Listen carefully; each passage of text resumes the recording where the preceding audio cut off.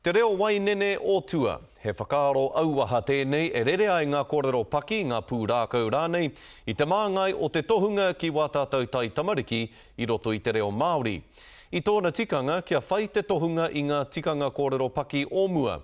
Ara, ka arehe pukapuka hei pānui, he hangarau o te ao hou rānei hei āwhina i aia ki te taki i ana kōrero. Ko Joe Harawira, te tohunga kōrero paki i pūrākau rānei o te rānei i te rohe o Tāmaki Makaurau. Anei rā te paki te pūrākau a Anzac Pikia, mo te mahi a Harawira i tēnei rā. Auwe, e te ngengi ahau, kei te mate kai ahau. E hara ko ngā tamariki noiho kei te whaihua, engari ia ko ngā pakeke kaiako anō. Ki te whakangungu i ngā kaiako, ki roto i enei o ngā momo tūāhuatanga.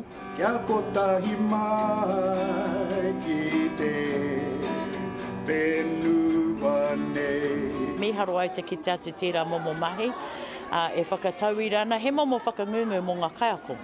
Kua roa tēnei momo āhuaranga e ngarohana i a tātou ngaiwi Māori, hioi kua tai ki te wā, kia whakaarake anō.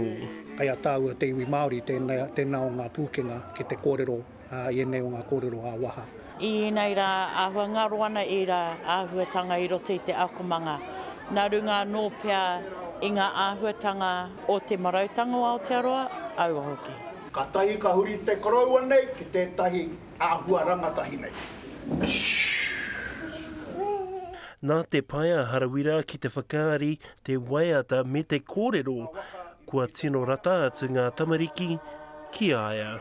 Ko kite ake pia ko puare pia te whatimanua me te pūmanua o te tamaiti i roto i ngā kōrero me ngā mahi kua kitea e te tamaiti. He tuatahitanga tēnei kaupapa hioi i ahu mai te whakaaro i tana i rā mutu me tana hiahia kia whānga i te reo ki ana tamariki. Wana tamariki roti te kōhanga reo me ngā kura kaupapa. Ka tupu te whakaaro me pēhea te whakangungu i te reo e tika ana mā rātau. Koi rā i ara mai tēnei o ngā kaupapa, te reo o Wainene. Ka haere tonu te kaupapa nei, tai atu ki te rāmere. Ko te tumanako o Etihi, kia whakahaere hia te reo o Wainene, ia ko tahi marama.